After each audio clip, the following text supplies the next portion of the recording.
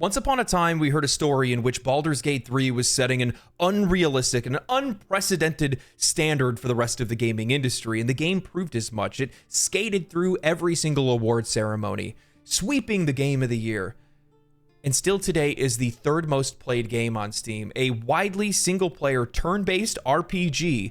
Almost 6 months after its release is still one of the most played games to date. And with that said, Baldur's Gate 3 is a game that does a lot of things really well. It does a lot of things incredibly well, but it's a game that does some things that no one has either tried to do before or has even gotten close to this level of quality in the past.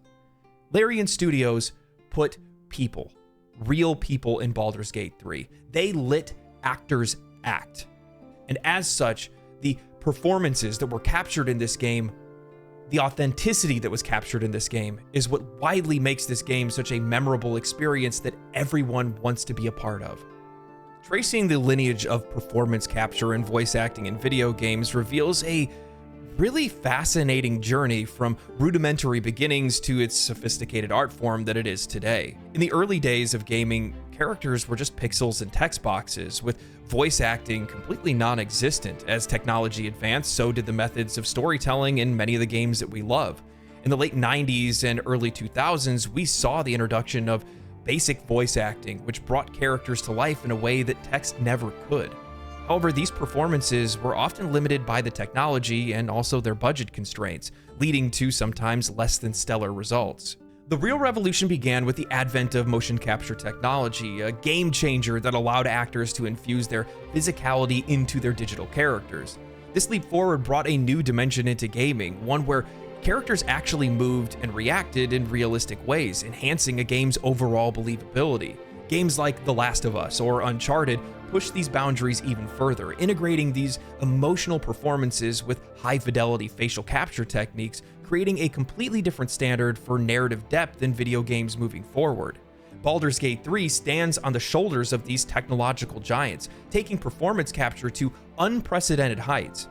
Larian Studios' approach went beyond mere lip-syncing and pre-scripted motions. They embraced a really holistic performance capture method where actors fully embodied their characters, delivering performances in an incredibly unbroken and realistic manner.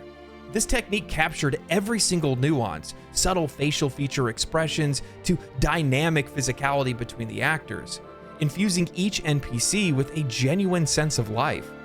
The importance of this evolution cannot be overstated, especially in terms of a player's experience. In Baldur's Gate 3, every interaction feels personal and impactful, transcending the traditional boundaries between a player and a character. The authenticity of these performances that are captured in Baldur's Gate 3 does more than just tell a story. It creates an experience, a world where the player is not just an observer, but an active participant in this living, breathing narrative. The leap from characters being mere vessels for gameplay to becoming these relatable entities with whom we can actually resonate with their stories and their backgrounds is a significant milestone in the evolution of games and storytelling as a medium. If you've been a part of any Baldur's Gate 3 community, heck, if you've been online over the past few months, you have seen the outpour of support for the voice cast of Baldur's Gate 3. And it's well deserved. These performances are not only authentic, they are on the spot every single time. And I don't think that I've ever seen or played a game that has had this many S-tier performances captured in a single game.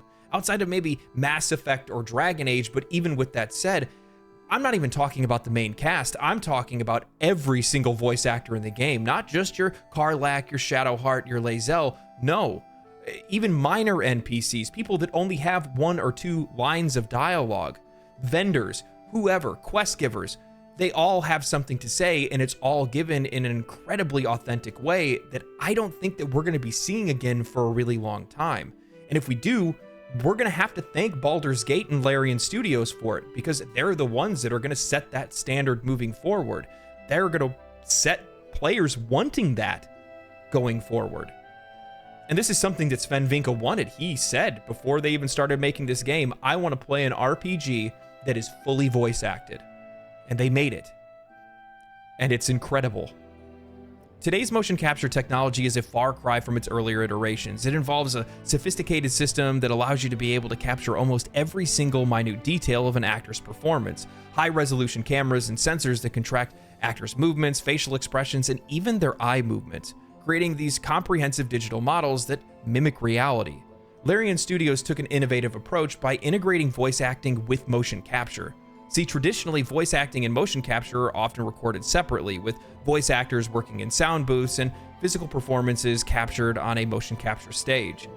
While some content was captured this way, Baldur's Gate 3 had almost every single voice actor, to the sum of over 250, perform motion capture for all of the characters in the game. This method ensured that the physicality of the performance matched the voice, leading to an unprecedented level of authenticity from the characters. This holistic approach to performance capture meant that for almost all dialogues, actors' movements, gestures, and physical performances were captured right alongside their vocal performances. This data was then used to animate the characters in-game, resulting in NPCs feeling real and alive. Each actor's unique interpretations and their physical styles directly influenced the characters that they played in the game, adding depth and personality to every single character that you came across. For example, the iconic mannerisms of characters like Karlach or Astarion were a direct result of the actor's physical performance when they were recording.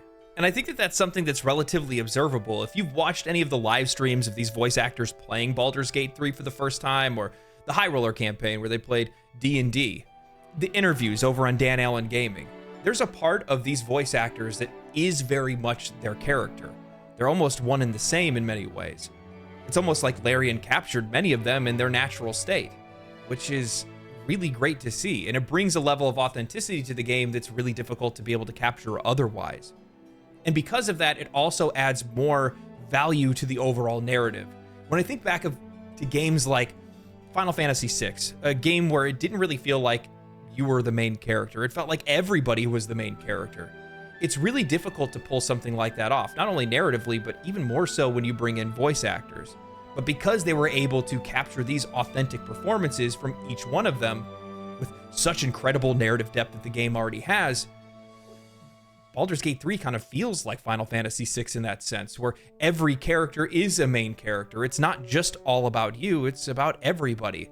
You're as much a part of their story as they are of yours. And that just feels good. And I think we should continue to talk about feeling, because I think that's very much in theme with Baldur's Gate 3. As we journey through the game, we encounter characters that are not just high-fidelity animated models, but fully realized beings, each with their own unique mannerisms and emotional depth. This realism creates a world in which we can genuinely connect with, making every interaction and every decision feel consequential as a result of how well those characters have been acted and how invested we are in those characters. You know monsters, right? Better than anyone. Look into my eyes. Can't you see I'm not what you think? The emotional connection that's forged between players and characters is a standout aspect of the game. Thanks to the nuanced performances captured from each actor, characters in Baldur's Gate 3 exhibit a wide range of emotions that resonate with each discussion and narrative. Shadowheart looks uncomfortable or cold when you don't respect her privacy. Karlach is brimming with life and excitement at almost every given moment, drinking in her newfound freedom. This connection is crucial in an RPG where storytelling and character development are at the forefront. We find ourselves deeply invested in the fates and the stories of these characters, making the game not just a series of quests and battles, but a story that we are living and writing ourselves. The realism and emotional depth of the characters influences our decision-making process. I am no longer making choices based solely on game mechanics and outcomes. I'm considering the emotional and narrative impacts of all of my actions. This level of engagement elevates Baldur's Gate 3 from a simple game to an immersive experience that I'm emotionally invested in, and that's an incredible feeling. I've seen a lot of people cast judgment on Baldur's Gate 3 for looking like a narrative movie where you just kind of pick your own choices, and well, they lack taste. What I will say is that from an outsider's perspective, yeah, they're looking in and watching these people basically play a game where all they're doing is talking to people, but what that's saying is that we are just so enraptured in the discussion, in the narrative, in these characters that we want to talk to them. We want to know what they think about the decisions that we made, what we're going to do in the future, and what we should look out for. I can't tell you how difficult it is to be the bad guy in this game because I'm so invested in the characters that I don't want to let them down. I want to talk to them. I want them to tell me what they think about what I've done so far or what's coming up in the future. I want to know why Gale ate my shoes. I want to know what Karlach or Astarion think of our next steps. I'll tell you something, and this is a little bit embarrassing, but during one of my playthroughs, I made a decision that ended up resulting in Karlach never being able to get the rest of her upgrades. I'm not going to spoil that any further. But as a result, I didn't even want to look at her. I didn't want to talk to her. I didn't want to have her in my party. I didn't want to go near her because I was so remorseful over the decision that I made that I realized what the end result would be. And with that said, that is probably exactly the best case scenario that the writers and the voice actors wanted from Baldur's Gate 3, that a player would be guilted into not even wanting to look at a character because of how bad it made me feel. That is so cool. Now, that isn't to say that only character actors are the only ones that are contributing to Baldur's Gate 3's excellence. This squirrel might be the single most adorable creature you can recall in all your stunted memory. It would be ever so twee if it were climbing a tree.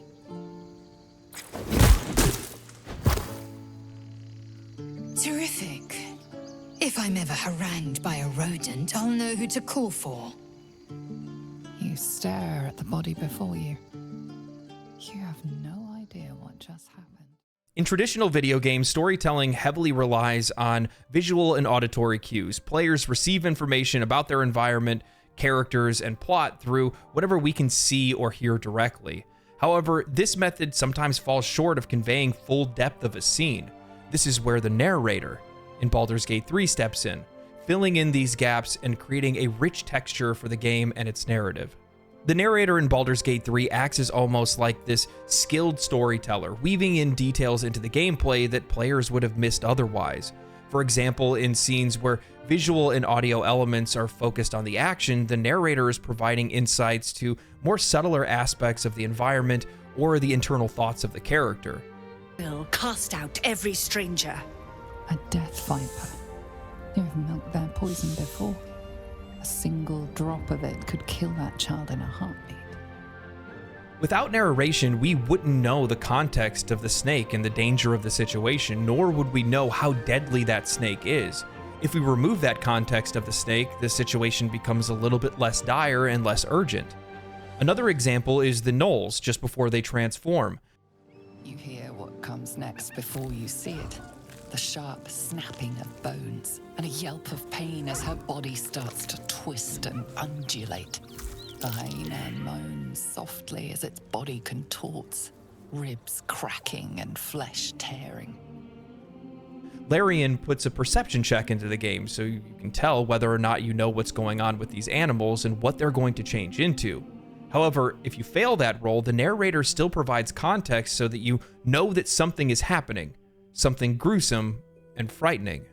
The narrator's role extends beyond just filling in narrative gaps. They add layers of emotional depth by describing characters' reactions and feelings in ways that would be relatively difficult to communicate through animations or dialogue. This approach allows for a more nuanced portrayal of characters, making them feel more real and complex. The narrator's presence also enhances the overall game's immersion by describing elements that are not readily apparent to the player, such as the ambiance of a location or the tension in the air. The narrator helps in creating a more vivid and tangible game world. This storytelling technique allows players to experience the game at a much more sensory level, connecting with the story in a much more intimate and personal way. Which this ends up solving a unique challenge for video game storytelling. By adding additional content, emotional depth, and sensory details, the narrator enriches our experience, making the game world feel that much more immersive and the story that much more engaging. I only came to realize how important the narrator is after bouncing between Divinity Original Sin 2 and Baldur's Gate 3, and I'm really happy that this is something that they held on to, because in Divinity, it was something that you needed to be able to give you more context because, well, they didn't really animate a whole lot of scenes. So you needed to have that extra context, otherwise you couldn't see facial expressions or anything like that. However, in Baldur's Gate 3, it's adding a completely different level of depth to the overall narrative of the game. There's certain things that characters and animations even scenes can't really communicate to you. How cold it is, why my character feels a certain way. How did I come by the knowledge of knowing that the Death Viper had incredibly toxic venom? I think this comes really into view once you start playing the Dark Urge, because without the narrator, the story for the Dark Urge just really wouldn't make a whole lot of sense otherwise.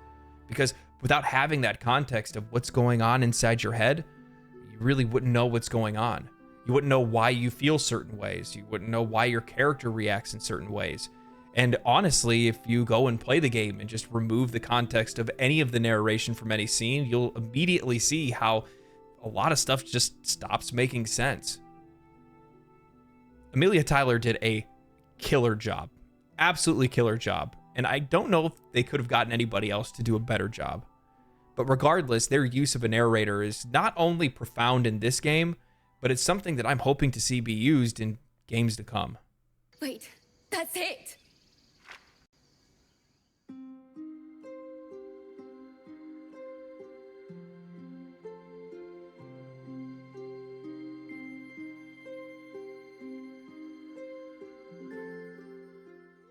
I love Baldur's Gate 3. I love everything about the game. I love the narrative, the characters, the voice actors, the studio that made it. I love the cats. I love everything. And as such, I want to continue to do videos like this where I'm dissecting what makes Baldur's Gate so significant, such an enjoyable experience, not just for myself, but for many others. So with that said, this is part of a video series where I'm going to do just that. I'm going to dissect the most significant parts of Baldur's Gate 3 in obsessive detail, and probably even a few things that aren't really all that significant either. And if you guys would like to support me on this journey, feel free to subscribe to the channel. I'm also going to leave a link to my Patreon down below. If you guys would like to support me any further, I don't mind having sugar mommies, daddies, tieflings. Orcs, I guess, probably wouldn't be all that bad. Get the Yankee. Yeah, that wouldn't be bad. Stay cool, stay righteous, stay safe, my friends. I'll see you in the next video.